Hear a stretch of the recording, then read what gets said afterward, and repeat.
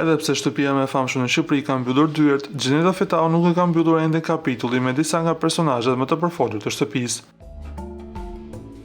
E ftuar në një emision, ajo vendosi të flasë, ose më saktë të mos flasë për Egli Takon.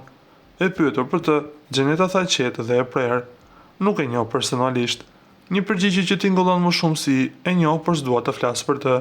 Por ai që tërhoqi më shumë vëmendje ishte deklarata e saj për gjestin me të cilin pati një histori dashurie brenda shtëpisë së famshme në Kosovë përpara se ai të transferohej në shtëpinë më të famshme në Shqipëri, ku doli fituesi i këtij edicioni.